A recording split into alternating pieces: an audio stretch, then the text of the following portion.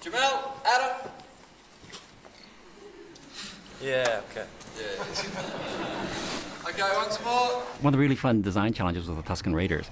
We were exposed to some of that in episode 4, but we didn't quite see, what they were about, their homestead and stuff like that. In episode 2, we actually got to go and really explore what they were in terms of their camp. And the design brief from George was that these are of course nomads. They roam the desert, and the challenge was to really, how do you create sort of architecture and buildings and homes and stuff that kind of fit that lifestyle. So again, we went through research. We started looking at, okay, North American Indians, what do they do when they're sort of cleaning up and moving from location to location?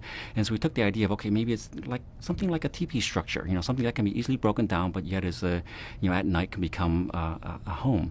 And so we started looking at that and started saying, okay, well, how can we take advantage of the exotic life that's on Tatooine? There's some of these gigantic creatures, and we thought, well, instead of wood for the teepees, how about if there were giant tusks? And that started to create this weird dome-like shape that then we put animal skin on top of it.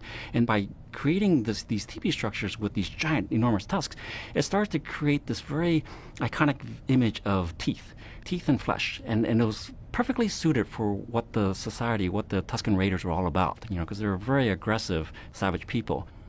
And so design works beautifully when you can have those elements imbued in the visual in addition to sort of the bigger scheme of, how does it actually work. When we saw Tatooine on episode 2, it was really well done. I mean, again, for me, being such a Star Wars fan, I love playing in this universe, and to see more and more of that get on the screen is a real joy.